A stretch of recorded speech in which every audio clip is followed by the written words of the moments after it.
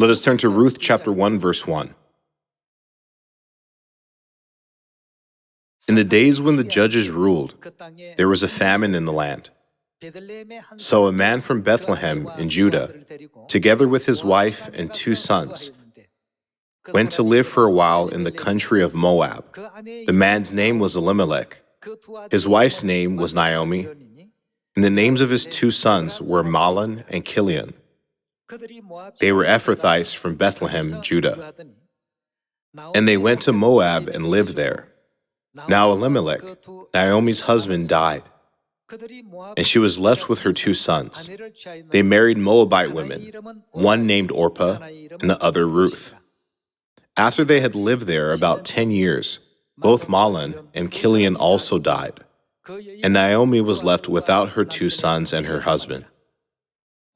When Naomi heard in Moab that the Lord had come to the aid of his people by providing food for them, she and her daughters-in-law prepared to return home from there. With her 2 daughters-in-law, she left the place where she had been living and set out on the road that would take them back to the land of Judah. Then Naomi said to her 2 daughters-in-law, "Go back, each of you, to your mother's home." They wept aloud and said to her, "We will go back with you to your people." But Naomi said, "Return home, my daughters. Why would you come with me?" At this they wept aloud again. Then Orpah kissed her mother-in-law goodbye, but Ruth clung to her. The expression "clung to her" means that she stuck closely and did not part from her. "Look," said Naomi, "your sister-in-law is going back to her people and her gods. Go back with her." But Ruth replied, "Don't urge me to leave you or to turn back from you. Where you go, I will go, and where you stay, I will stay. Your people will be my people, and your God, my God. Where you die, I will die, and there I will be buried. May the Lord deal with me, be it ever so severely, if even death separates you and me." When Naomi realized that Ruth was determined to go with her, she stopped urging her. Thus, Naomi, the mother-in-law, and Ruth, her daughter-in-law, returned to their hometown.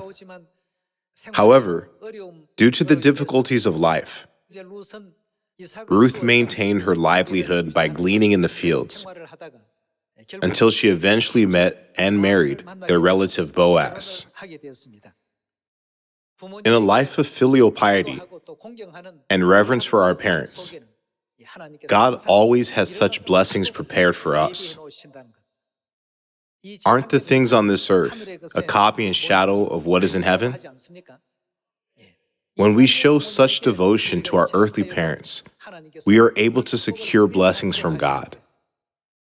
How much more will God bless us with eternal rewards if we dedicate our hearts, minds, and sincerity to our heavenly parents? God said He came to this earth to seek and to save the lost. And we, embracing God's holy will, are committed to spreading God's new covenant truth worldwide with the same grace and determination like Ruth, saying, "Wherever you lead, I will follow." Everyone, sinners from heaven, destined to die, came down to this earth and dwell in tents of flesh. However, to save us, our heavenly parents came to this earth and bore the full brunt of human suffering, which is only meant for sinners to go through. Many people graciously embraced Ruth's acts of filial piety. Even though she was a Moabite woman and not an Israelite, her spirit of filial piety and reverence for her parents was exceedingly great.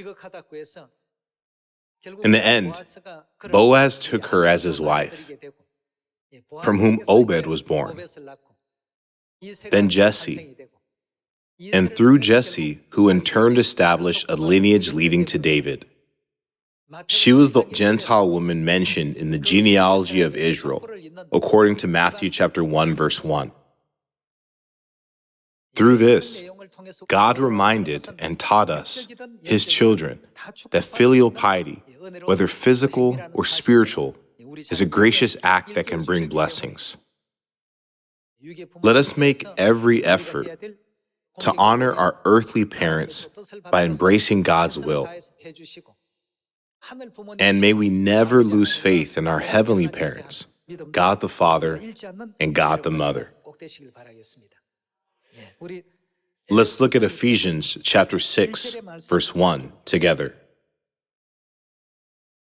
In Ephesians chapter 6, verse 1, it is written, "Children, obey your parents in the Lord, for this is right. Honor your father and mother, which is the first commandment with a promise, so that it may go well with you, and that you may enjoy long life on the earth. Fathers, do not exasperate your children. Instead, bring them up in the training and instruction of the Lord." Ephesians chapter 6 says, "Obey your parents in the Lord, for this is right." This is the first commandment with a promise. But in the 10 Commandments, honor your father and your mother is actually the 5th commandment. Isn't that right? However, through our earthly parents, God has paved the way of truth, allowing us to also perceive our heavenly parents. I hope that we can become those who once again consider our duty of filial piety to both our earthly parents and our heavenly parents. The greatest act of filial piety towards our earthly parents lies in leading them on the path to the kingdom of heaven.